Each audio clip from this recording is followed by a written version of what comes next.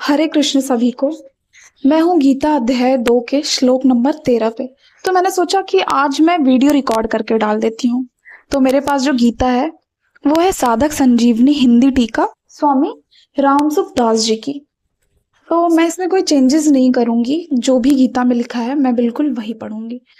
आजकल लोगों के पास वक्त नहीं होता गीता पढ़ने का, भागवत देखने का। तो इससे क्या है कि आप काम करते वक्त भी इसको हेडफोन लगा के या ऐसे भी फोन में चला के एटलीस्ट गीता सुन सकते हैं। तो इसमें कोई चेंजेस नहीं है। चलिए शुरू करते हैं।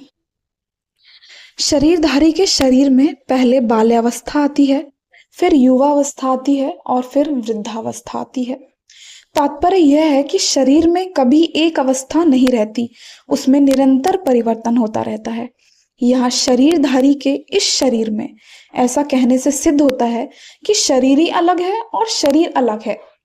शरीर ही दृष्टा है और शरीर दृश्य है।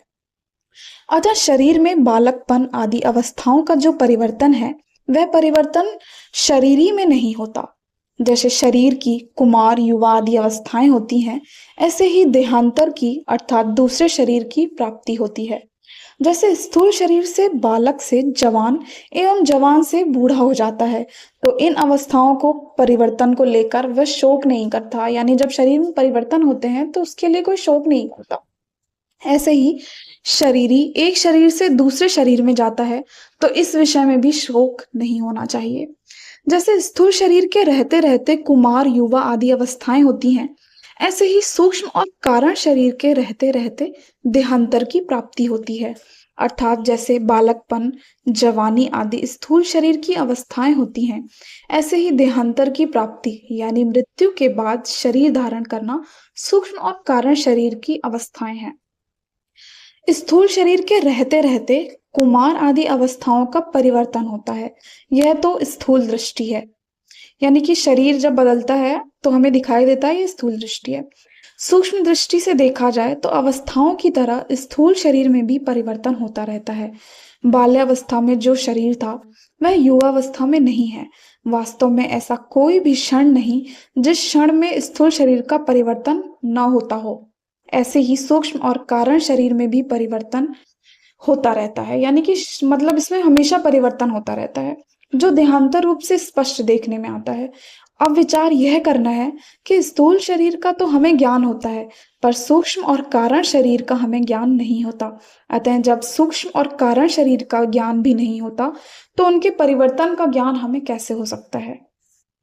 इसका उत्तर यह है कि जैसे स्थूल शरीर का ज्ञान उसकी अवस्थाओं को लेकर होता है, ऐसे ही सूक्ष्म और कारण शरीर का ज्ञान उसकी अवस्थाओं को लेकर होता है। स्थूल शरीर की जागृत, सूक्ष्म शरीर की स्वप्न और कारण शरीर की सुषुप्ति, यानी कि 3 अवस्थाएं मानी जाती हैं।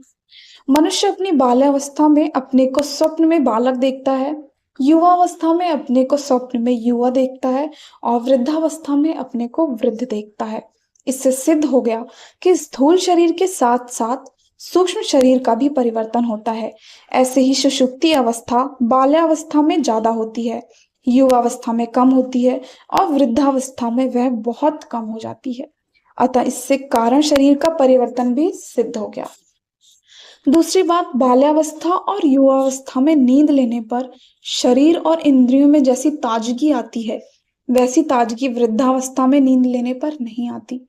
इसका अर्थ है वृद्धावस्था में बाल्य और युवावस्था जैसे विश्राम नहीं मिलता। इस रीति से भी कारण शरीर का परिवर्तन सिद्ध हो गया। जिसको दूसरा देवता पशु पक्षी आदि का शरीर मिलता है, उसको उस शरीर में मैं यही हूं ऐसा अनुभव होता है, तो यह सूक्ष्म शरीर का परिवर्तन हो गया। ऐसे ही कारण शरीर में स्वभाव यानी प्रकृति रहती है, जिसको स्थूल दृष्टि से आदत कहते हैं। वह आदत देवताओं की कुछ और होती है, पशु पक्षी आदियों की कुछ और होती है। तो यह कारण शरीर का परिवर्तन हो गया।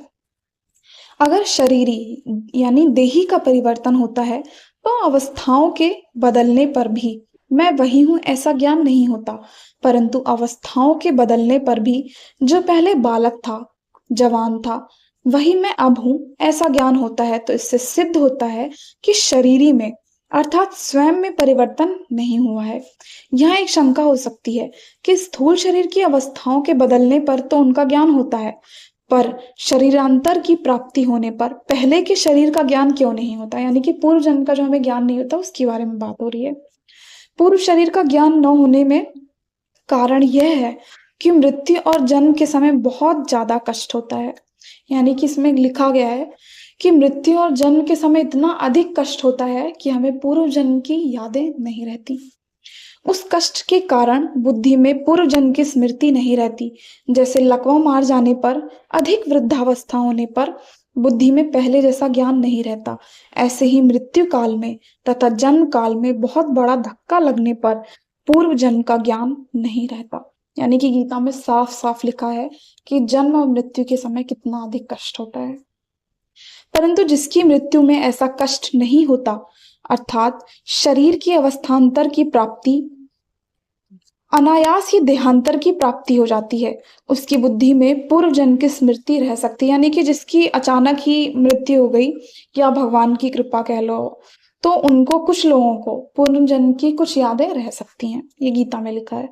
अब विचार करें कि जैसा ज्ञान अवस्थांतर की प्राप्ति में होता है, वैसा ज्ञान देहांतर की प्राप्ति में नहीं होता। परंतु मैं हूं, इस प्रकार अपनी सत्ता का ज्ञान तो सबको रहता है। जैसे सुषुप्ति यानी गाढ़ निद्रा में अपना कुछ भी ज्ञान नहीं रहता, पर जागने पर मनुष्य कहता है कि ऐसी गाढ़ निद्रा आई कि मेरे को कुछ पता ही नहीं रहा, कुछ पता नहीं रहा। यानी कि इसका ज्ञान तो है ही कि मुझे कुछ पता नहीं रहा। सोने के पहले मैं जो था वही मैं जागने के बाद हूं, तो सुषुप्ति के समय भी मैं वही था। इस प्रकार अपनी सत्ता का ज्ञान अखंड रूप से निरंतर रहता है। अपनी सत्ता के अभाव का ज्ञान कभी किसी को नहीं होता।